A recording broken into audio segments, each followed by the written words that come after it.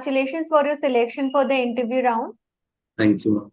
Please introduce yourself. As you know, my name is Siddhant Solanki.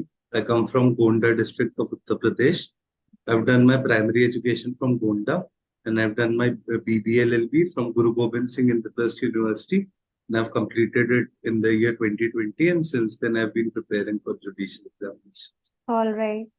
Why do you want to become a judge? Ma'am, as my mother used to work in civil court of Gonda, so since I was a child, I had an idea what judges are, and initially I was attracted to the amount of respect they used to get in the society, and that is what made me make my academic decisions.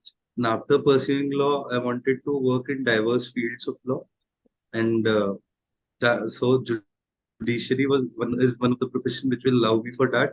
Alongside, it will also provide me with financial stability for me and my family. These are the reasons for All right. अगर आज आप select नहीं होते तो फिर preparation continue करेंगे? Yes, ma'am. So you are only aspiring for UP judiciary या आप और भी exams देते हैं आप? Ma'am, I started my preparation for UP judiciary, but in the meanwhile, while I was preparing, I've given other exams. All right. Okay.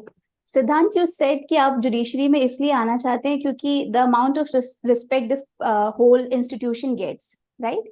Yes, ma'am. So can you tell me some instances when the Indian judiciary it come forward and it protected the interest of the citizens of India, of course, in protecting the fundamental rights? So, ma'am, most of the recent examples were when during the COVID, the right to movement of people was taken away. They were unable to go back to their homes. So the Supreme Court intervened, and they gave judgments upon it, gave directions to the center and state governments to allow such persons to move back to their places. And ma'am, in the past, there have been many incidents of this nature.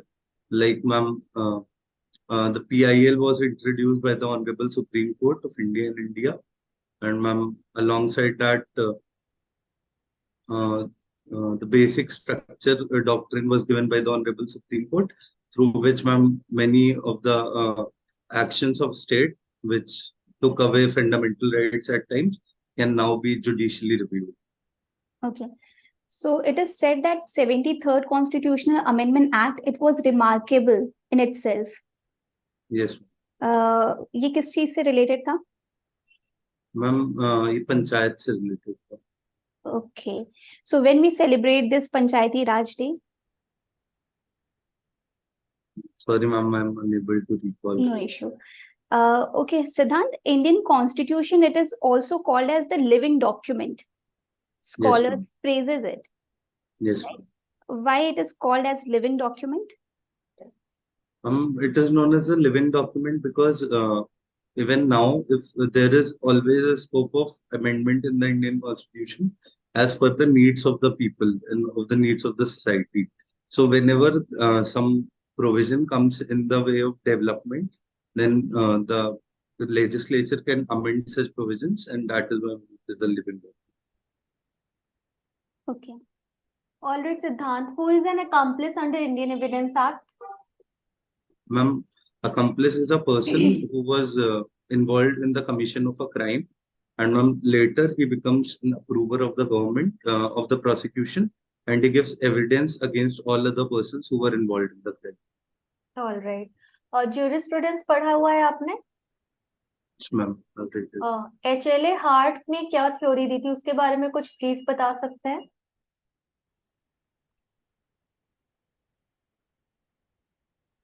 It was related to primary and secondary sources, something like that. Yes, ma'am. Ma'am, I'm sorry, I'm unable to recall this theory. All right, no problem. Lease और license में क्या difference होता है?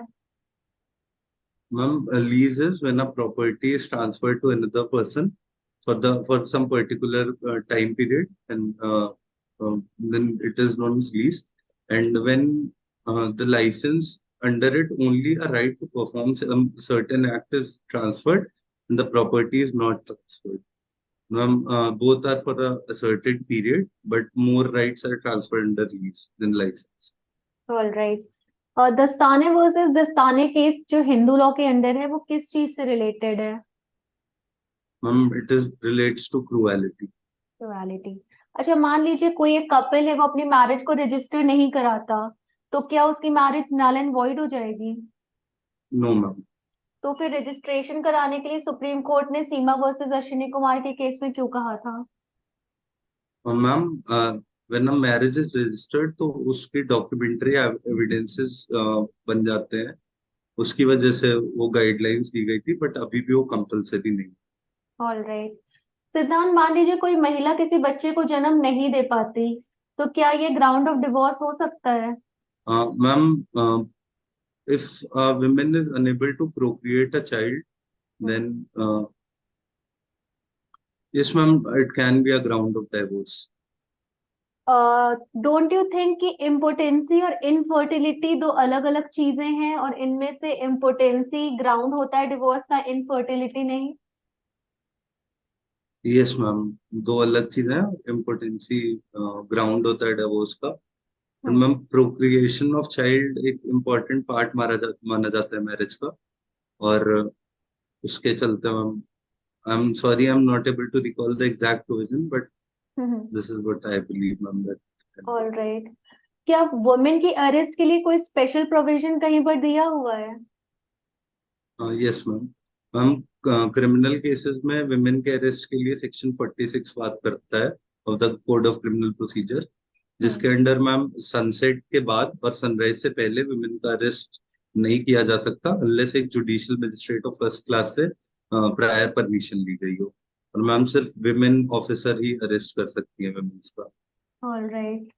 सिद्धांत, अभी जो कल news में आ रहा है कि अमित शाह ने बिल पास कर दिया, इंट्रोड्यूस कर दिया है आईपीसी सीआरपीसी और एविडेंस पे चेंजेस लाने के लिए, इस पर आपका क्या ओपिनियन है? मैम जितने भी लॉज होते हैं हमारे, वो एक सारे ही एक डायनेमिक प्रोसेस है लॉ मेकिंग का। और मैम जब भी सोसाइटी में नीड होती है किसी भी हम्म। चेंजेस की, तो नए लॉज लाने एक वेलकमिंग स्टेप होना चाहिए अगर वो सोसाइटी की नीड्स को फुलफिल कर पा रहा है। तो मैम अगर ये लॉज हमारे सोसाइटी के लिए, जो जैसे टाइम चेंज हो रहा है, हमारे साइबर क्राइम्स इंट्रोड्यूस हो रहा है, तो मैम हम्म। उसके लिए एक बहुत अच्छा स्टेप हो सकता तो एक जुडिशरी एस्पिरेंट है आप, आपको नहीं ऐसा लगता कि आपके पार्ट पे ये चीज गलत है, क्योंकि आपको फिर से सारे प्रोविजंस को रीस्टडी करना पड़ेगा और नंबर्स को याद करना पड़ेगा? है। Ma'am as a judicial spirit, हाँ शायद थोड़ा सारे एस्पिरेंट्स का काम बढ़ जाता है यहाँ पे, but ma'am at the same time अगर वो हमारे लिए रेलेवेंट है और आगे जाके हमें उन्हीं में प्रैक्टिस करनी पड़ेगी, तो जरूर मैम वो हमें याद करना चाहिए।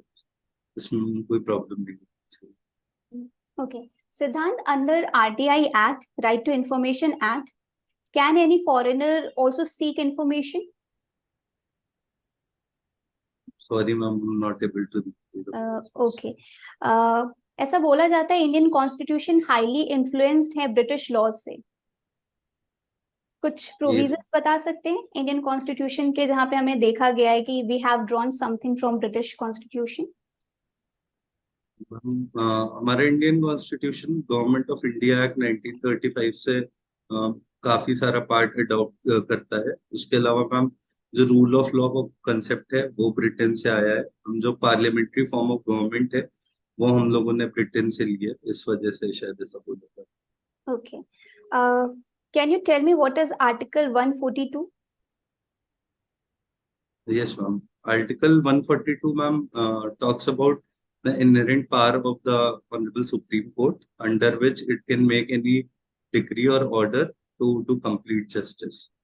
When this Supreme Court of India was inaugurated?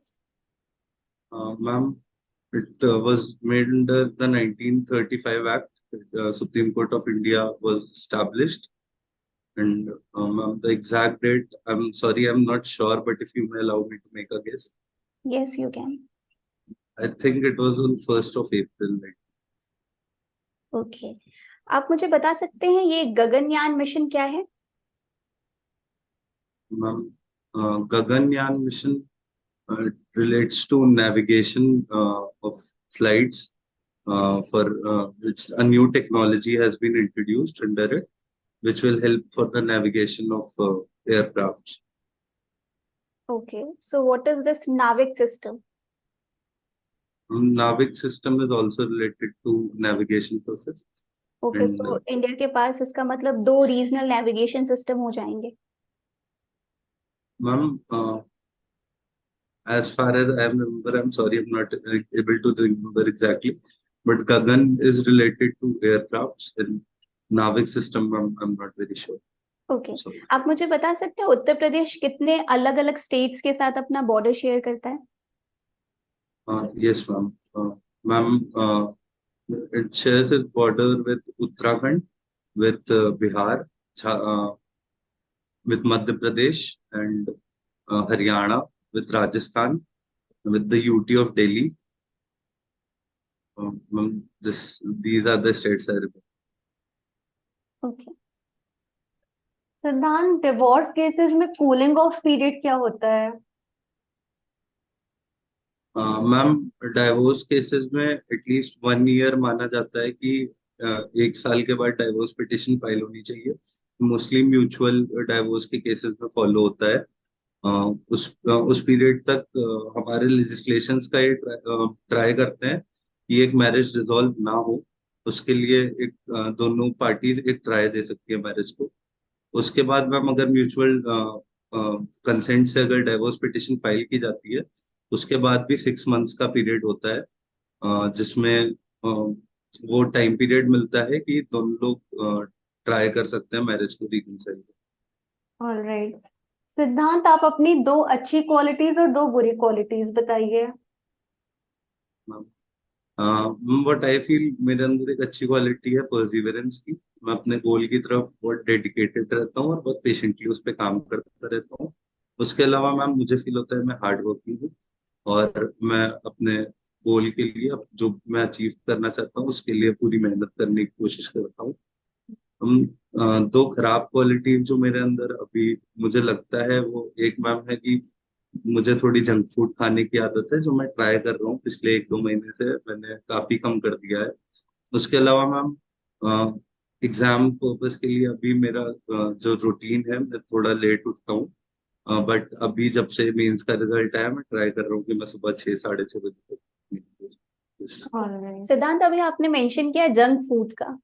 Yes आजकल काफी ट्रेंड देखा जा रहा है that people are preferring vegan food. ये क्या है? यस मैम, वीगन फूड वो होता है जहाँ पे वेजिटेरियन होने के साथ साथ लोग मिल्क बेस्ड प्रोडक्ट्स नहीं यूज करते हैं और सोयाबीन या उसके और अल्टरनेटिव्स की तरफ जाते हैं. ओके, टेक फॉर एग्जांपल मैं एक टूरिस्ट हूँ और आपके स्टेट उत्तर प्रदेश में आना चाहती हूँ. कौन से प्लेसेस होंगे जो आप मुझे सजेस्ट करेंगे to visit? Ma'am, Taj Mahal in Agra, it is one of the 7 wonders, so that for sure. Apart from that, ma'am, Kashi Vishwanath corridor and the temple, it is built recently. It has been constructed और बहुत सुंदर बना है वो वहाँ पे ma'am. और Banaras city as of whole ma'am, वहाँ पे बहुत सारे टूरिस्ट स्पॉट है, वो सजेस्ट करूँगा. उसके अलावा मैम अयोध्या सिटी जो अभी रीडेवलप हो रही है और मैम बहुत अच्छा कंस्ट्रक्शन हो रहा है वहाँ पे, वो एक जगह होगी सजेस्ट. ओके, जब कभी उत्तर प्रदेश के कल्चर की बात आती है, एक वर्ड बहुत ऑफन हम सुनते हैं कॉल्ड कजरी, खास करके Yes. सावन के महीने में. क्या है ये? Yes. मैम, कजरी एक फेस्टिवल होता है जो कि सॉरी मुझे बहुत ज्यादा जानकारी नहीं है इसके यू बारे कैन मेक अ गेस. में. Yes. कजरी फेस्टिवल होता है, सावन के महीने में सेलिब्रेट होता है, जिसमें मैम एक पर्टिकुलर पूजा होती है. मुझे these are- so, ओके, आप अपनी कुछ हॉबीज बता सकते हैं? मैम मुझे फुटबॉल खेलना पसंद है और उसके अलावा मैम मुझे क्लीननेस ड्राइव्स अरेंज करना और प्लांटेशन ड्राइव्स वगैरह अरेंज करवाना, ये सब मेरी hobby. Okay, who is your favourite footballer? Lionel Messi. Lionel Messi. Okay, alright Siddhant, thank you for the interview round. Your interview is over. Alright Siddhant, कैसा रहा आपका आज का इंटरव्यू एक्सपीरियंस? अच्छा था. कुछ और चीजें थी जो मुझे अगर आती तो मुझे और अच्छा लगता. still on, I think. देखिए सिद्धांत, इंटरव्यू में ऐसा तो होगा कि कुछ ना कुछ चीजें आपसे मिस आउट होंगी, बट Yes, जो sir. मेरा सजेशन ये है कि ओवरऑल आपका परफॉर्मेंस बहुत अच्छा था। आपने काफी सटल तरीके से आंसर्स दिए, आपने आई कांटेक्ट भी even on Zoom meet proper maintain किया हुआ था, और जहां पर आपको नहीं आता था आपने उस चीज को भी एड्रेस किया properly. So overall I am satisfied with the performance, और लॉ कंटेंट पे भी आपका नॉलेज सफिशिएंटली गुड है। एक दो ओपिनियन बेस्ड चीजें हैं तो वो आपका एक पर्सनल वो होता है, जैसे जो मैंने अभी आपको ग्राउंड फॉर डिवोर्स बताया था, तो इसमें सुप्रीम कोर्ट का ये जजमेंट आया है कि अगर कोई महिला बच्चे को जन्म नहीं दे पा रही है तो ये इनफर्टिलिटी होती है। Infertility is not a ground of divorce. Sexual intercourse में इन्वॉल्व ना हो पाना, इसे हम इम्पोर्टेंसी कहते हैं। तो दोनों अलग अलग चीजें हैं। तो एक बार आप गो थ्रू कर लीजिएगा कुछ इस तरीके की लेटेस्ट चीजें, प्लस जितने भी अभी लेटेस्ट चल रहे हैं मुद्दे, जैसे कि सीआरपीसी आईपीसी से रिलेटेड चीजें चल रही है, या 3 इयर्स का मैंडेट रूल आया है प्रैक्टिस के लिए, उन सब पे Yes. भी आप एक बार ओपिनियन ले लीजिएगा, क्योंकि ये सारी चीजों से आपसे क्वेश्चंस पुट अप हो सकते हैं। But overall your performance is good. Thank you. And also I would suggest कि आप ओवरऑल तो आपका सब कुछ अच्छा था, बट आप जो सोशल लीगल एस्पेक्ट है उसको और ब्रशअप करके जा सकते हैं। एक जगह पे मुझे लगा personally that you know the answer 73rd constitutional amendment act, आपने डायरेक्टली बोल दिया, आप थोड़ा एक्सप्लेनेशन दे सकते थे तो वो Yes. और भी एनहांस करता आपके आंसर्स को। बाकी जो करंट अफेयर्स हैं वो आप देख के जाइएगा, मोस्टली जो एक हफ्ते के करंट अफेयर्स हैं और उस दिन के जिस दिन आपका इंटरव्यू रहेगा वो कवर अप करके जाइएगा, इम्पोर्टेंट वन। बाकी सिद्धांत कुछ एटिकेट्स है उस दिन के लिए, जैसे जब आप एंटर करोगे तो आपको 3 मेंबर्स का बोर्ड मिलेगा, 1 हाई कोर्ट जज, 1 प्रोफेसर और 1 कमीशन का मेंबर। आपको एक ही बार विश करना है उन्हें, 3 बार नहीं करना, उनकी परमिशन मिले तभी बैठना है। Interview Yes. वाइंड अप होने के बाद थैंक यू भी एक बार ही बोलना है। जब आप वॉकआउट कर रहे हो इंटरव्यू सेशन ओवर होने के बाद, तो आप उनकी तरफ फेस ही रख के पीठ दिखाते हुए ना जाए, क्योंकि आपकी सीट और गेट में 3 to 4 स्टेप्स का ही स्पेस होता है। साथ ही साथ आपके आसपास के जो लोग हैं उनको भी आप ऑब्जर्व करें, क्योंकि वो आपसे कभी कभी आपका प्रेजेंस ऑफ माइंड चेक करने के लिए भी सवाल पूछ लेते हैं कि आपके बगल बैठे हुए कैंडिडेट का क्या नाम था, या उसने क्या वेयर किया था, या जो सामने घड़ी लगी थी उसमें कितना बजा है। प्लस लोक सेवा आयोग में इंटरव्यू होने वाला है तो वहां के बारे में पढ़ लें कि कब स्टैब्लिश हुआ था, उससे रिलेटेड जो भी कॉन्स्टिट्यूशनल प्रोविजंस है वो सब पढ़ लीजिएगा। बाकी जैसा मैम ने कहा, करंट अफेयर्स में अपडेट हो जाएगा, और एक कोई भी सब्जेक्ट, क्योंकि वो आपसे ये पूछ सकते हैं कि आपका सबसे फेवरेट सब्जेक्ट कौन है, तो एक सब्जेक्ट आप ऐसा प्रिपेयर करके जाइए जिसमें आपने सारी चीजें प्रॉपरली ब्रश अप कर ली हो। ऑल द बेस्ट सिद्धांत for the interview. Thank all the best. you. Thank you, ma'am.